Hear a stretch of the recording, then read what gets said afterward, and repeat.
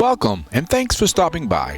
Whether you're watching us on YouTube or listening to our podcast on one of your favorite platforms, I'm glad you're here. I'm Kevin James Kelly, founder and creator of the Millennium Beat LLC. I also am the host of the English version of the Millennium Beat podcast. Join us every Sunday at 6 p.m. Eastern as we help you share your story. I bring a unique perspective, insight, and commentary for every episode, discussing ways to share the gospel through stories, miracles, and testimonies. Our mantra at the Millennium Beat is encouraging the world one story at a time. At this time, I would like to thank our partners and sponsors for their dedication to helping the show to grow. We cannot do what we do without their help. This week's show is sponsored by the McLeod Painting Group. Interior and exterior is their expertise. Licensed and insured in the state of Florida with over 45 years of experience, expanding over 3 generations. Give them a call at 772-501-0324. Again, that is 772-501-0324. Riverside.fm, your online recording studio. Professional podcast and video creation simplified. Easily record podcasts and videos in studio quality from your browser or mobile app. Create high quality content with ease. Local recording up to 4K video resolution. Enjoy high quality recording with your computer, smartphone, or iPad, and edit your content in your virtual studio. You can download Riverside.fm from the Apple App Store or get it on Google Play. You already have an exceptional camera at hand. Now all you need is the Riverside.fm app. It is recommended to use the Chrome browser and keep it open till you and your guest upload is at 100%. With some other platforms, the recording could be choppy and pixelated when your internet connection is poor during the call. With Riverside.fm, your recordings will always be smooth and freeze-free, thanks to local recording for all your participants. Scan the QR code to bring you right directly to Riverside.fm. By using the link to Riverside.fm, when you sign up for a plan, it also helps the Millennium Beats podcast. Thanks for sticking around. Please support our sponsors, which will help us grow.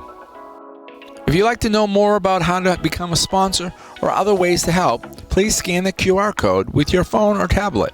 It will bring you directly to Learn How to Help. You may also go to our website at www.tmb2000.net and you'll see a button on the top right. Do you have a great story or testimony to tell? If you want to be a guest, please scan the QR code with your phone or tablet. It will bring you directly to the Become a Guest form. Fill it out, and we'll get back to you. After viewing the document, we will schedule an appointment with you to be on our show. If you have any comments, concerns, or questions, you may always call me at 407-624-9957. Leave a brief voicemail, and I'll get back to you. You also may leave a comment using the Contact Us section at the bottom of our homepage. All right, sit back and grab a cup of coffee or your favorite beverage. The show will start right after a brief 60-second intro.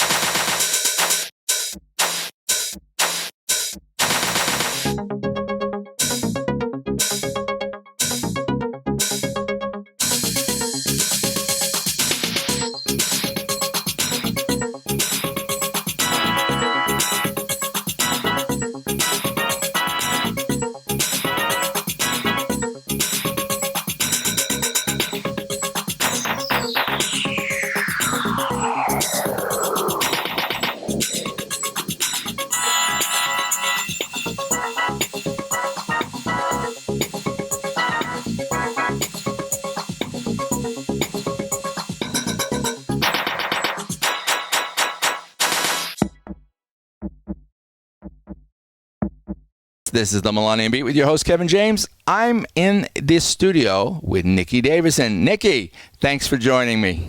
No problem. What's going on, everybody? Yeah, that's right. Hey, guys. Hey, this is going to be an interesting conversation. I know Nikki a little bit, but not a lot. So I am going to learn about her as much as you guys are going to learn. And we're going to start off, Nikki, when you were very young. First of all, we're in Florida. You weren't born in Florida. No. I think because everybody will recognize that once you really start talking, they'll recognize it, and they probably will guess. And I think they probably guess the first time. So where were you born? I was born in Bethpage, New York, on Long Island. On Long Island. Okay. The big LI. It's not the city. It's not upstate. It's its own. Okay. A lot of people, they don't know the difference, so I try to explain it to them. People often think I'm from like Brooklyn or Queens or something, and I'm like, no. I'm from Long Island. Brooklyn and Queens is on Long Island. They share the island with us.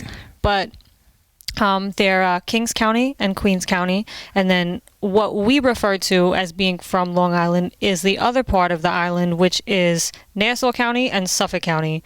I've lived both in Nassau and Suffolk. Okay.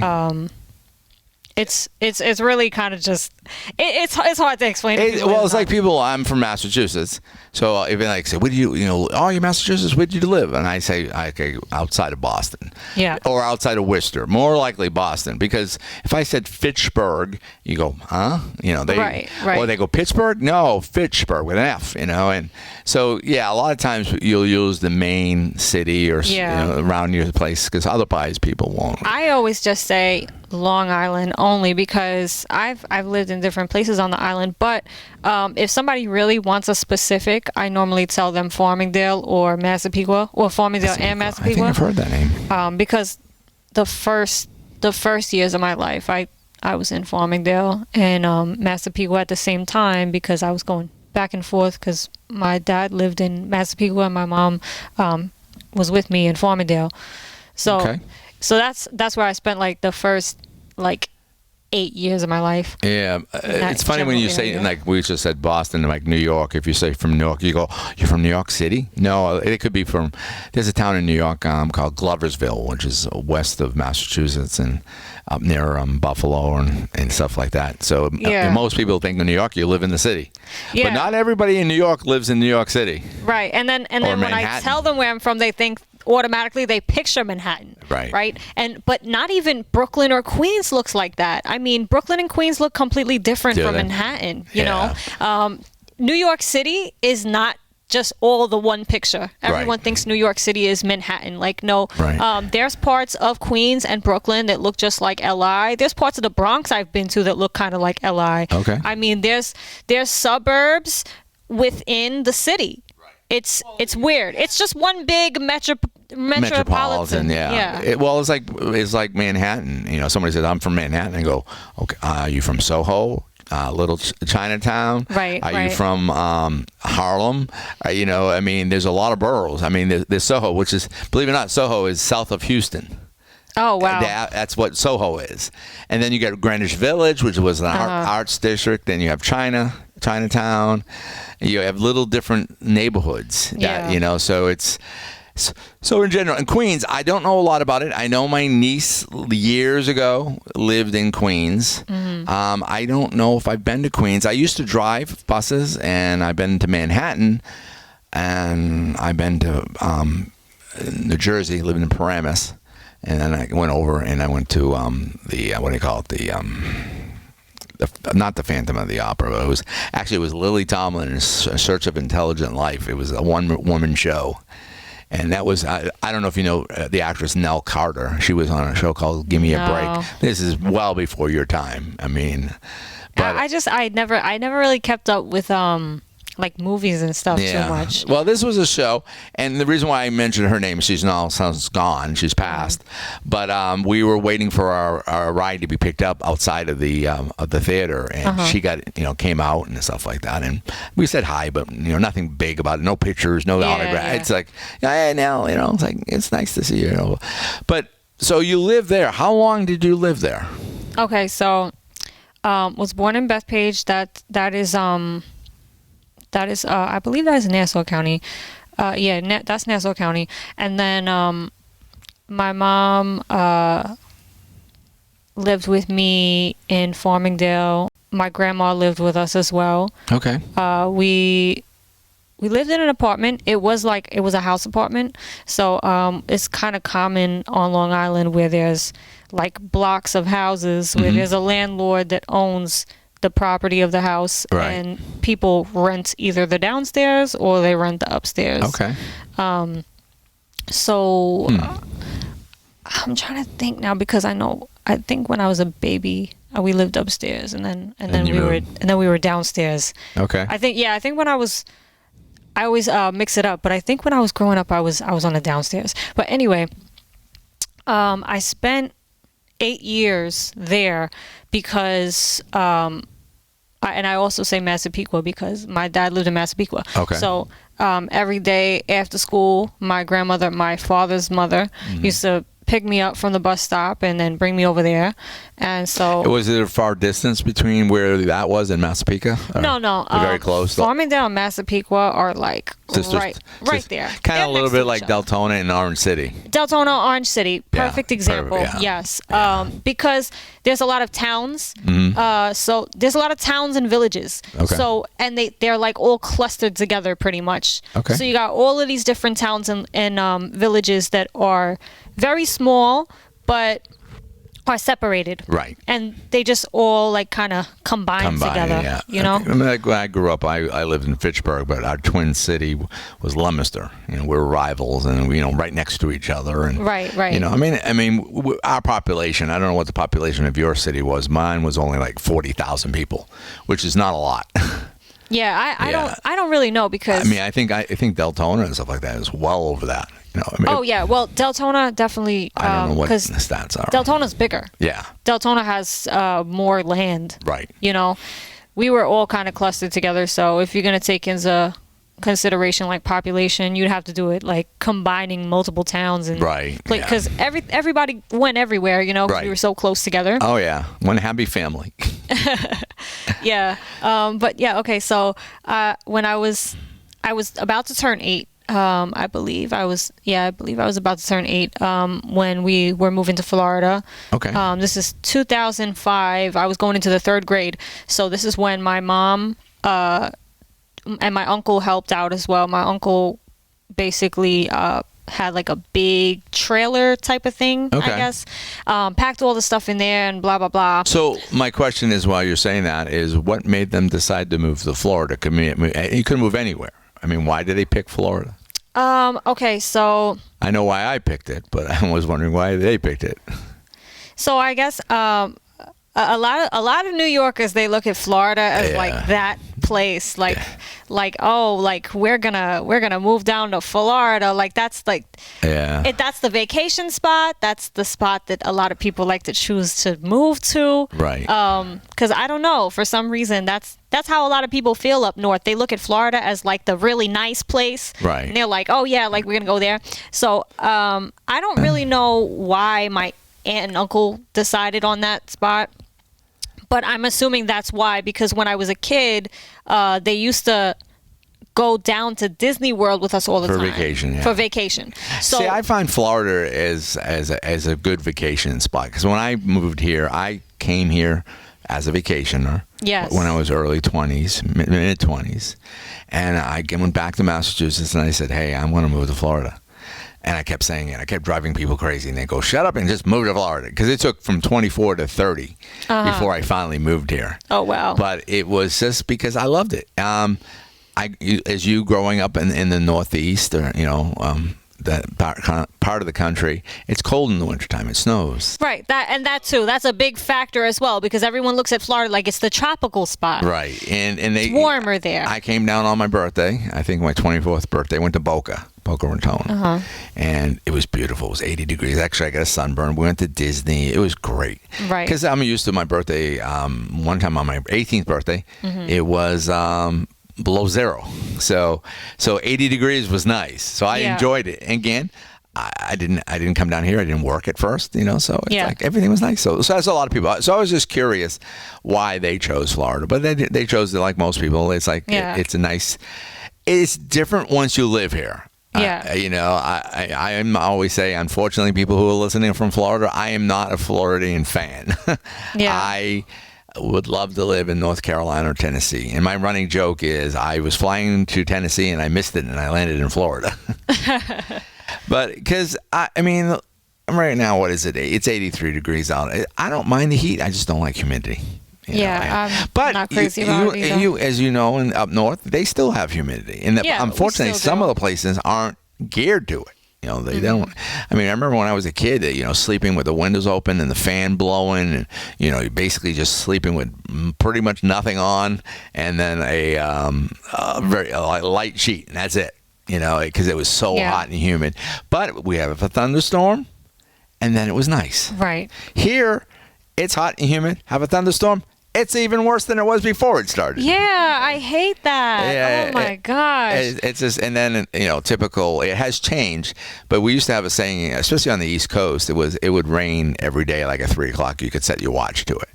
But because of construction and the expansion of Florida and all the buildings and all the roads, it's changing the atmosphere. So rain, the patterns are a lot different. It still rains sometime in the afternoon, but not like it used to be on clockwork. You could literally say, "Oh, okay, it's 3." Like right now, it's 3:15. Okay, the storm will be starting. Really? I never really paid attention to that before. See, we're more central here. I lived on the East Coast for 25 years. Mm-hmm. So it's a lot, and then we had ocean breeze and stuff. Here, it's warmer in the summer, much warmer in the summer here, about 10 degrees. Yeah, and it's 10 degrees cooler in the winter. So when I'm in Vero, it's like that's where I'm going to have my place in Vero and up here, and I get the nice ocean breeze because I'm only a couple miles from the ocean. Here, New Smyrna Beach, which is probably, and then to get Daytona Beach, which is probably 25 miles from here. Right. Because Lake Mary is about 25 miles, and then Orlando is about 33 miles. So we're not Central Florida, but we're close. A lot of people tell me, if I ask, where do you live, or where do you work, or where's your podcast come out of? I go, we're about 30 miles outside of Orlando. Northeast. Yeah, because nobody knows Deltona when you say, "Oh, you mean Daytona?" Well, no, Deltona. No, I know. I get that a lot too. I go Deltona. I go Daytona. No, that's another city. That's where the races are. That's where the good stuff is. Yeah. Over here is nothing. We're just in the really boring Well, it's funny part. about this town is like when I first moved here.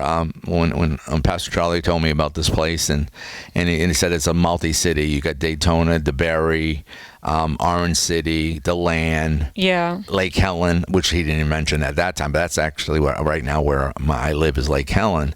And I find Orange City is commercial, has the restaurants and stuff like that, but doesn't have the big box stores. Like my city does in Vero Beach, which had the Best Buys, the Circuit Cities, the mall. We don't have anything in Deltona, DeLand. We have to go to Sanford. I know. The Sanford Mall sucks. So I always go to the Altamont Mall, but that's such a far drive. I only go to the Altamont Mall if I have to go to Apple, and I work in Lake Mary at the TV station. Yeah. Good Life 45, and I just go out the back door and go down the road, and I don't have to go on the I-4 to get there, and it's only like 10 or 15 minutes. So I do that after work, like on a Wednesday or a Thursday when I was working Thursday days. It's a lot easier. So it's a lot different up here. It really is.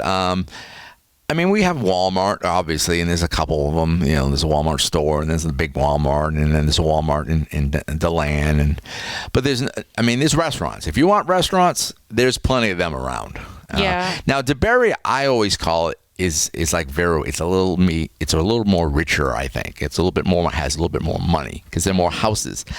There's restaurants in DeBerry, but there's not as much. I don't think there's any retail stores. There might be a couple of strip malls or something like that. I just always describe this general area, like Deltona, Orange City, DeBerry, like that general area.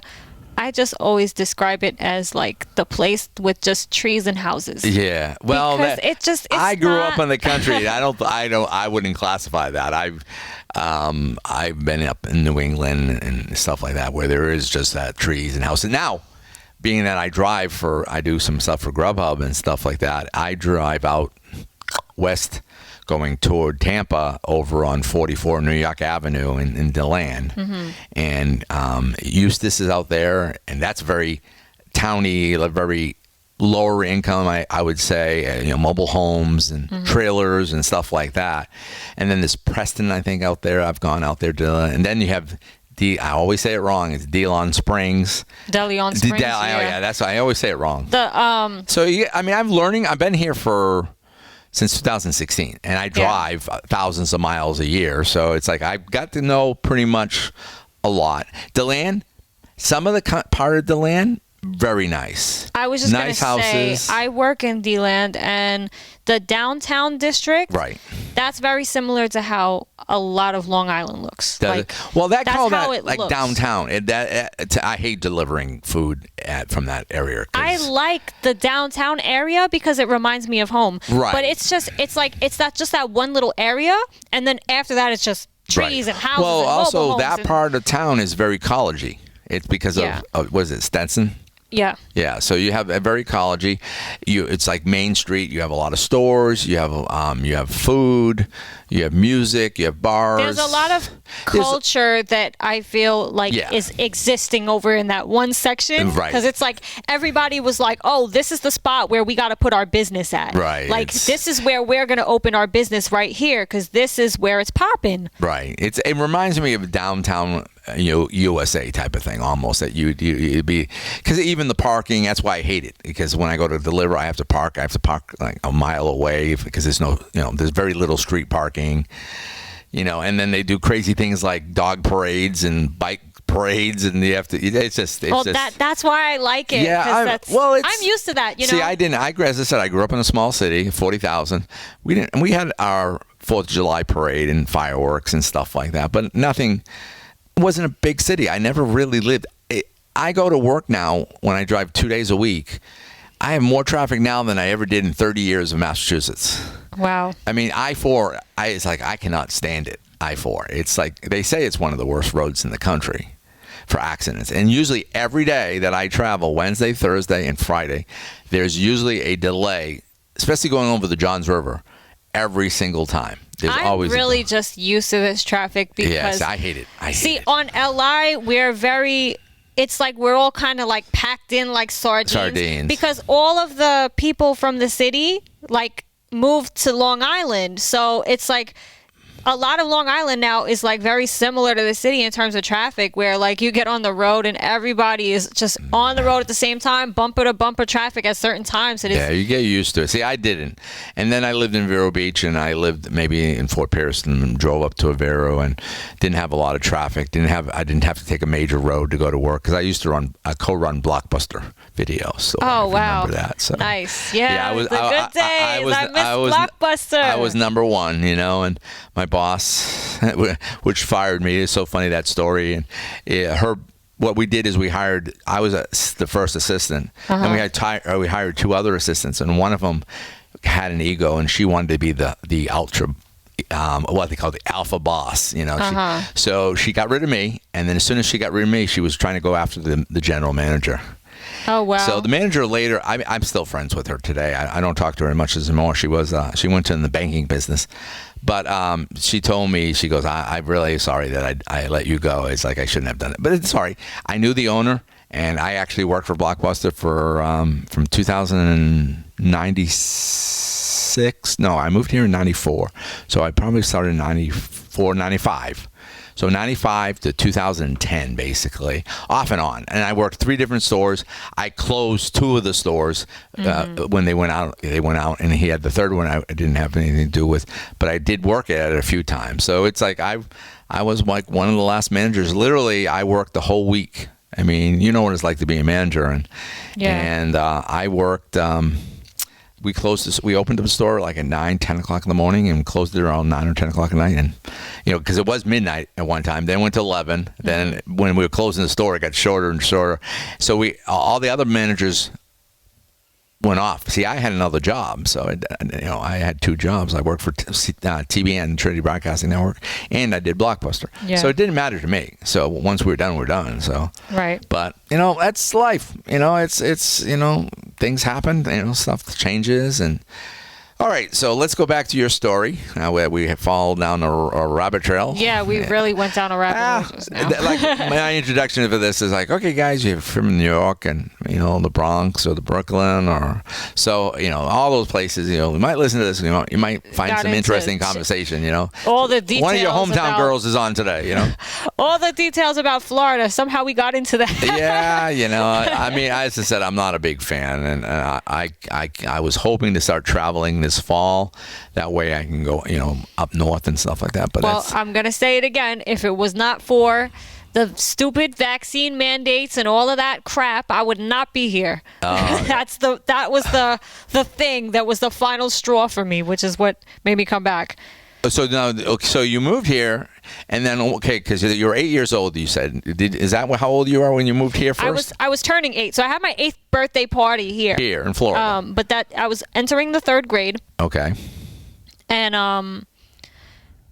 So my dad still lived in New York, so my mom and him had an agreement that I would stay with him every summer. Then. Okay. So I did the opposite. I came down here for the summers.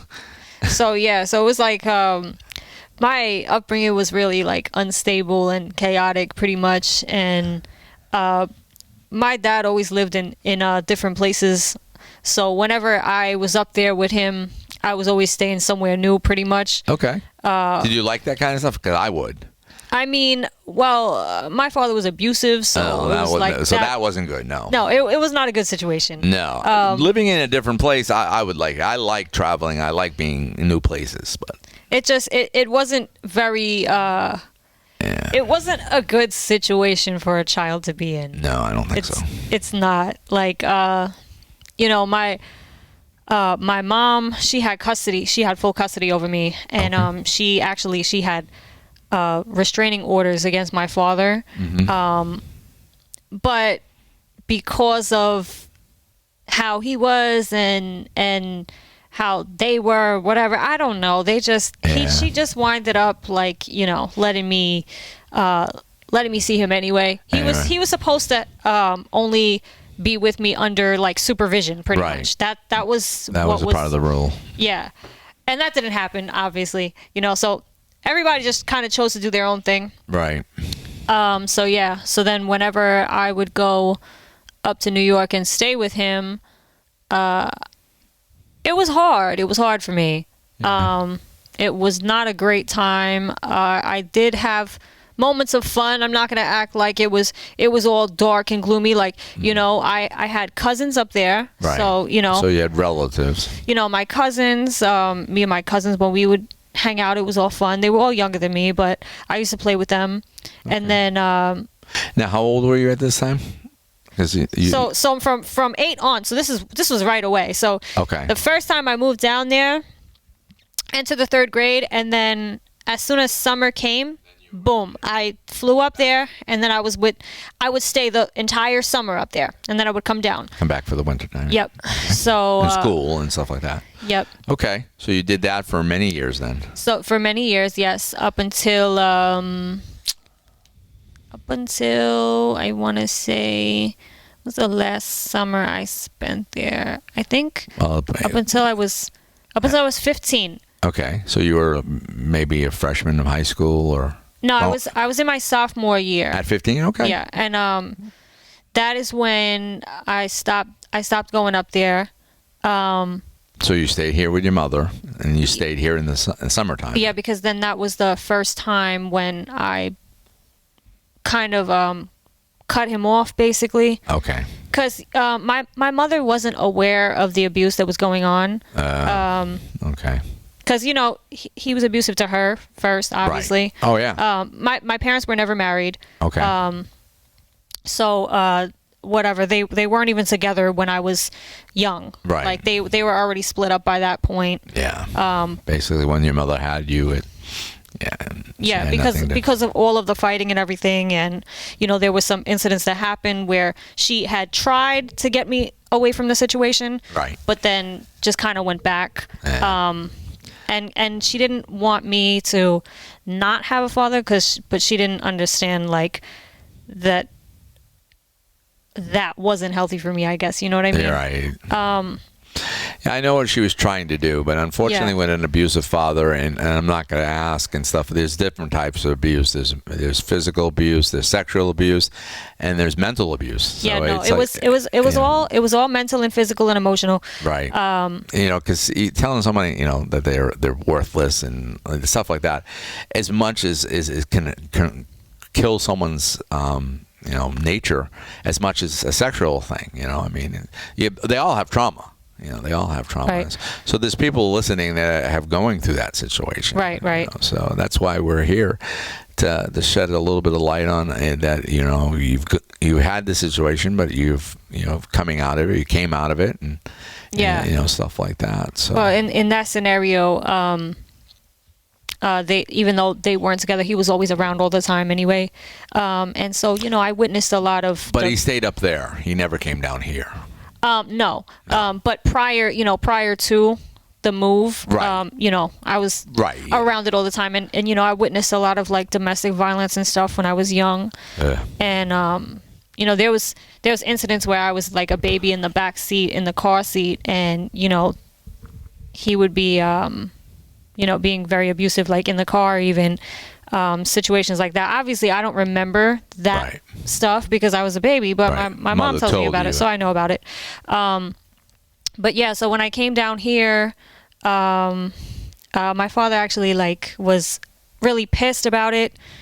He was trying so hard to keep me up there because he wanted to see me. He felt like my mom was taking me away from him. Mm-hmm. So he felt like it was out of spite that she was going down there with me.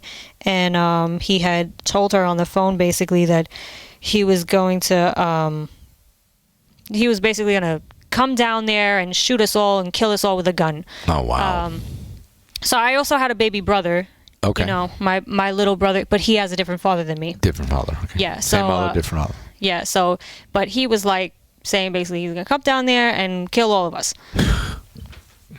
You said your mother got a restraining order on him. My mom had a restraining orders prior to all of this. Way prior to all this. Yeah. Yeah. So whatever. But then I remember getting on the phone with him right after moving, and he was trying to make me feel bad, basically. Manipulate you. Yeah, about the situation, as if I had some sort of control over it, and I just remember getting on the phone with him and being really scared and crying on the phone. I was only 8 years old, so no, actually no, at this point I was 7 because I hadn't turned 8 yet. I was about to. Okay. 7 years old. It's yeah, things you have to go through at 7. Yeah, but I mean, prior to this, prior to us moving even, mm-hmm. There was an incident where they had got into a fight and he got locked up. And he was in jail for a year. Okay. This is when I was in 2nd grade. So my whole 2nd grade year, he was in jail. And he used to, write letters. And then my mom would read me his letters when they came in. Okay. And everything like that. He used to draw me pictures and stuff and whatever. And then he would call on the phone. And at this time also, my mom always worked. My mom worked my whole life. I didn't really see my mom much when I was young. Mm-hmm. She was always gone when I woke up.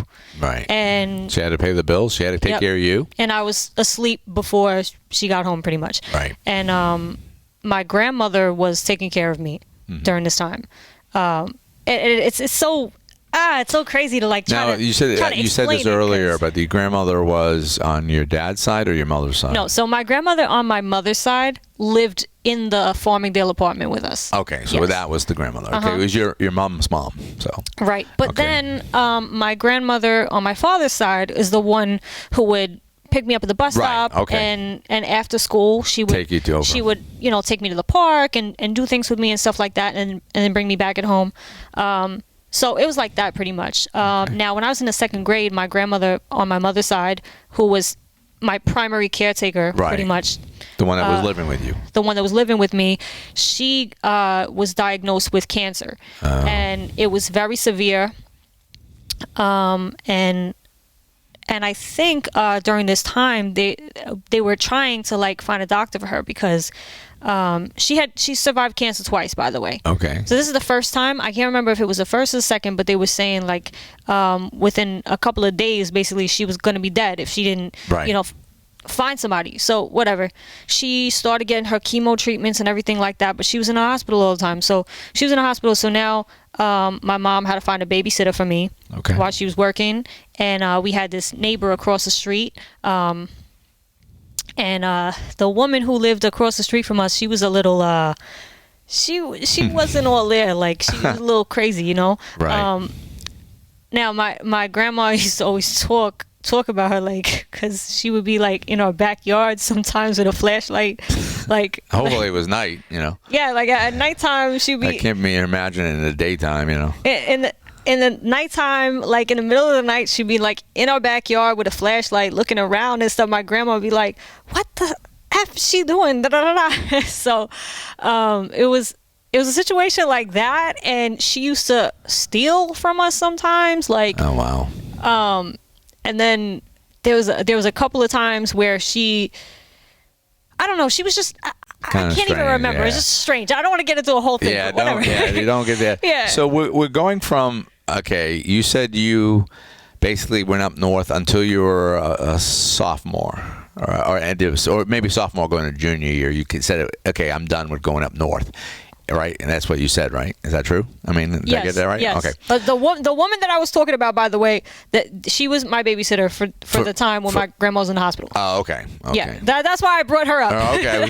That makes sense now. Okay. So anyway, whatever. So fast forward. I came here. Whatever. Okay, I'm here now. So now whatever. you are. I'm going in up. between sophomore and junior year. You go to school here. Right. Okay. In the middle of going to school here. So what's happening now in your life then? Okay, my sophomore year, it was really hectic for me because I was in a lot of conflicts at school. I was in drama all the time.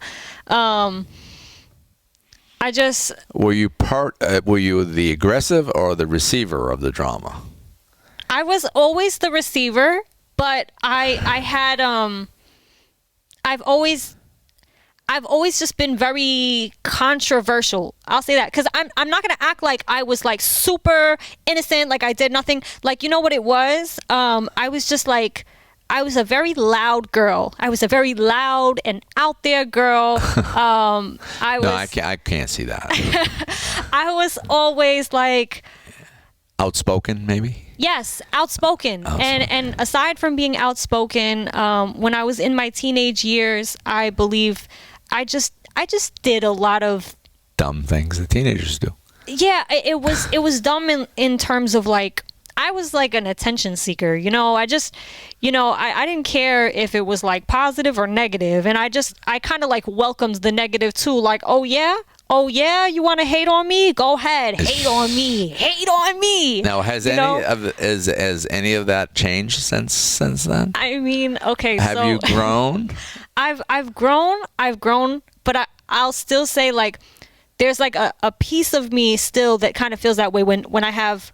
Because I'm a very peaceful person and I'm very humble. So like when I walk around and I just try to be regular and people start conflicts with me, I can tap into that energy where I feel like go ahead. Like so you wanna hate? Okay then. So now I come into this like this aggressive nature, I guess, where I just feel like, sounds like so to me the old sin nature.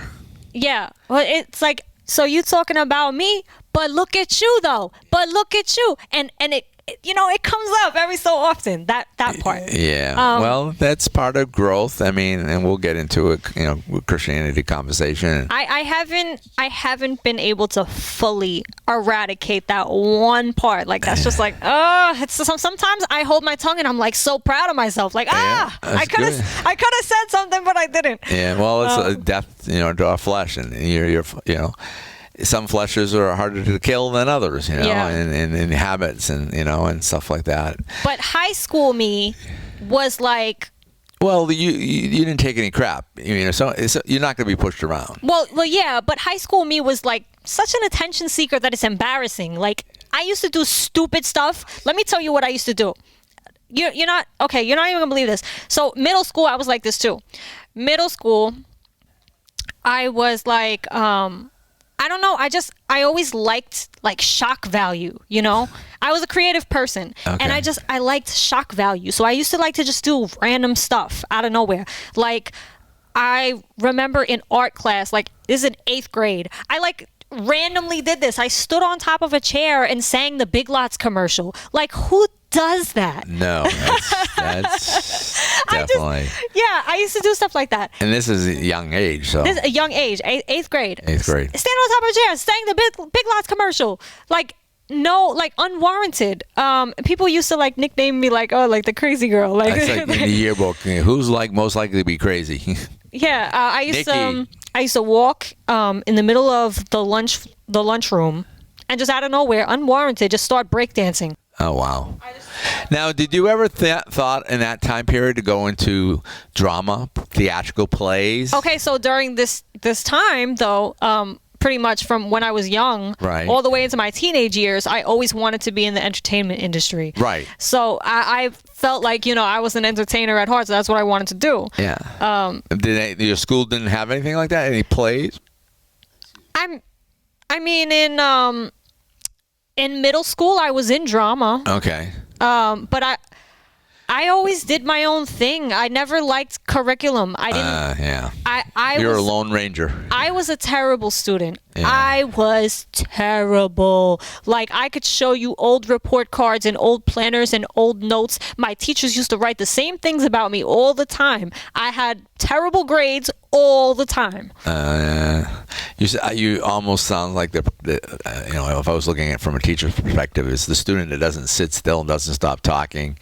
Yes, and I could stop bothering other people. It's like, because today, I'm not claiming it, I'm not a doctor or anything like that. Today probably would have gave you drugs as HTA or whatever they call it. Yeah. So yes, so that was definitely a factor. In 3rd grade, my 3rd grade teacher told my mom she felt like I have ADD, and she wanted me to have the official test done on me. But my mother took offense to it. Yeah. Because she just felt like, oh, there's nothing wrong with my kid, like, and she got mad. Right. And it was what it was. My mom actually, she wanted to prove the teacher wrong, so she put me in the Sylvan Learning Center. Like, she tried to get me like the one-on-one tutoring to see if I would improve. And then now my mom claims today that she proved the teacher wrong by doing that, right? Right. But I found like the old notes that the Sylvan Learning Center thing wrote about me, right, and they wrote down the exact same things that the teacher wrote about me, that I have trouble staying on task. I need a lot of one-on-one. You need that focus time, and because yes, if you ever see the movie from Disney called Up, with the house yes, that floats, I've seen it, yeah, and squirrel, the dog, and that's a lot. Right. See, I'm I personality sanguine, so a lot of times I'm not as bad. Not that you're bad, but I'm just saying. I was definitely worse back then. Yeah, but I can't be in a school environment. Well, it's a different, and I know, like, my nephew is one. The drugs that they gave him and stuff like that. This was years ago, so I don't know about now. But that would make him focus and sit down and stuff like that. So I don't know. I'm not a psychologist. I don't deal with kids. Deal with that situation. I could just tell that you were one that it's like like antsy and shaking and just had to, you had to be involved. And then you said you're an attention getter. Now, I'm not going to not paraphrase. What do you call it? Put people in a box like I say. Oh, most girls are attention getters. It's right. I'm not going to. What do they call it? Not genre. You know what I'm talking about. Stereotype. female stereotype. Yeah, let's say you're a female, you want attention, and sometimes girls will do it, and they'll get a guy's attention. But it wasn't for that back then. I just you just wanted to be you were most likely to be the class clown. I was a big class clown, and so it was like two things were either happening. Either I was clowning around the whole time, and talking way too much. And see, when I was younger, you're lucky you weren't back when I was a kid, because I would have to write, I will not talk in class. I will not talk in class. I had to do that. Did you? Yeah, I had to do that a couple times. Oh, yeah. I had to do that. Because I'm an I personality, or sanguine, which is a very talkative, very friendly person, and I would talk. I always had to make people laugh. Like you should be not working what you're doing. You should have been in television. I know. You should, I know. Trust me.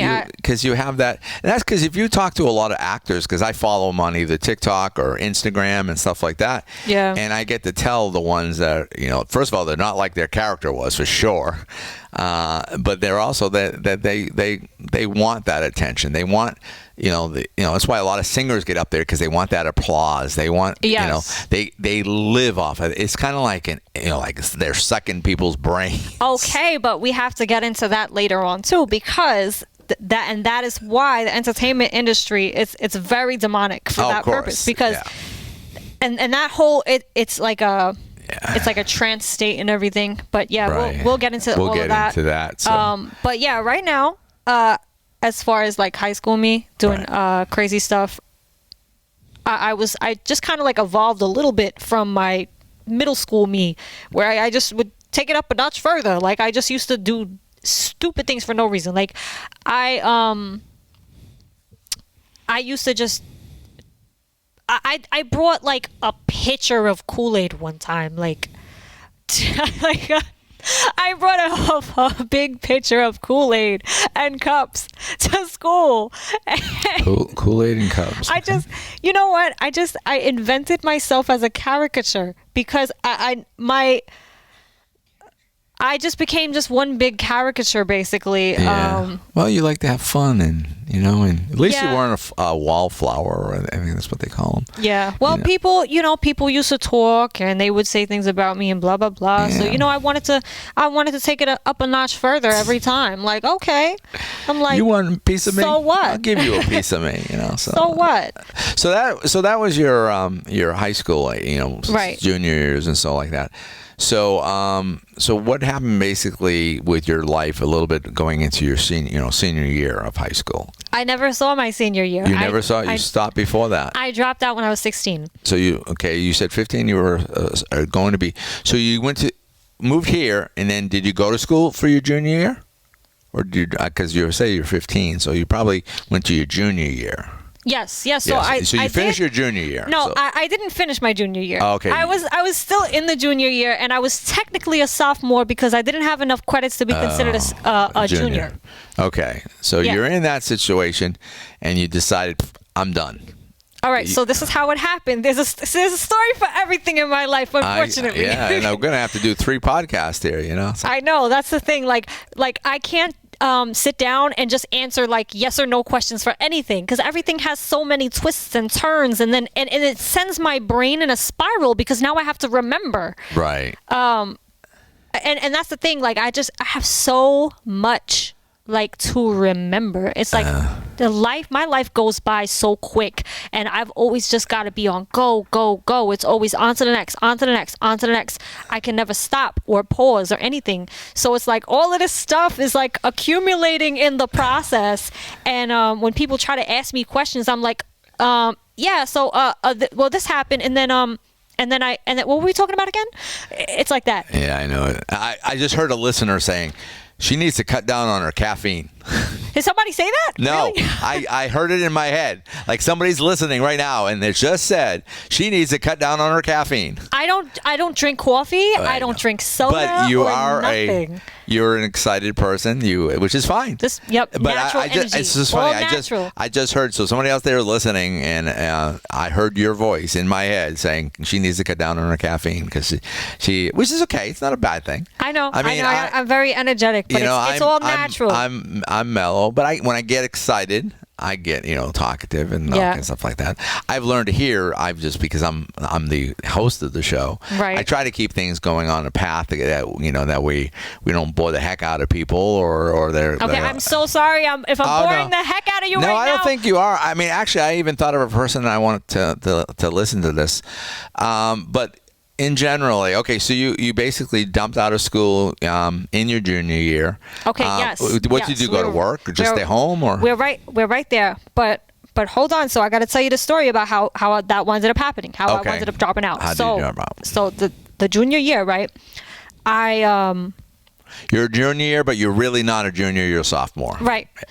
So whatever. I had to take I think I was in 2 or 3 math classes in that year, and I suck at math. That's my worst subject. Yeah. I was, what's funny? I was in English honors because I'm a writer. I'm great at writing.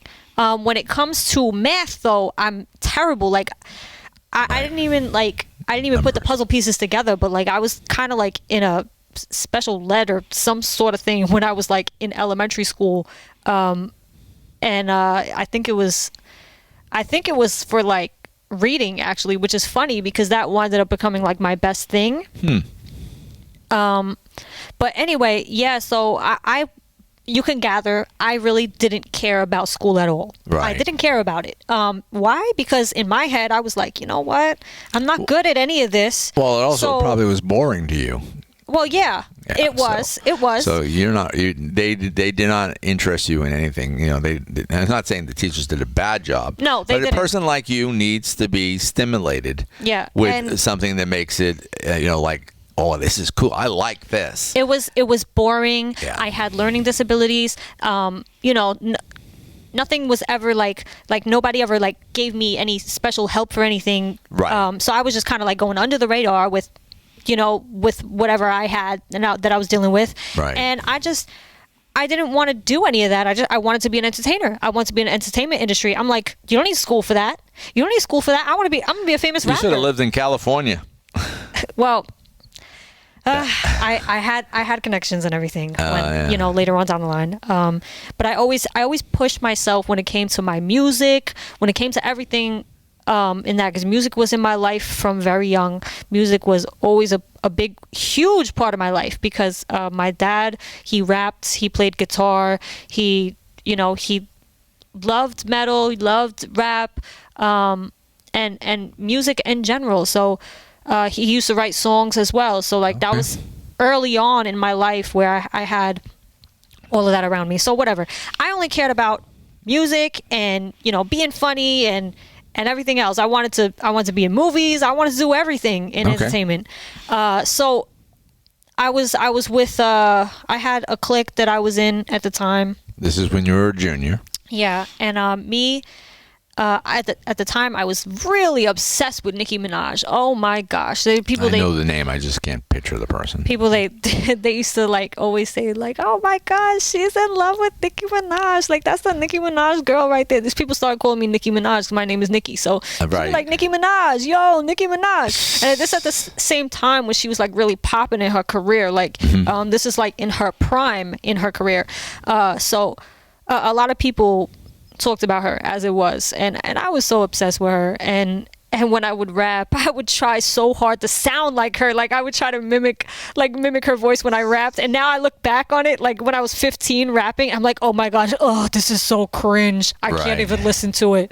Well, before you go on, what we're gonna do is, as I said, I live by the spirit. So What we're going to do is we're going to take a little break. From the podcast for this week, we're going to do two-parter. We're going to do a two-parter. Yeah, we got to. We're already about 50 minutes into this one, and we haven't even got to your junior year. We're in. I'm in it, but okay, I'm telling you how I met this What we're going to do is we're going to tell people you want to hear more about Nikki and her story. Come back next week, and then you'll hear part 2 of Nikki and what she does after she's a junior and all the way up to her adult life and how she found Christ and stuff like that. And you'll hear that awesome story. So stay tuned next week. Join us on the Millennium Beat. This has been a Millennium Beat LLC production. Views and opinions of the guest are not always the views and opinions of the Millennium Beat LLC. Check us out on social media, Facebook, YouTube, and Instagram, and TikTok at The Millennium Beat, or on Twitter at Millennium_Beat. If you would like to partner with us to reach the world, go to our website for more information.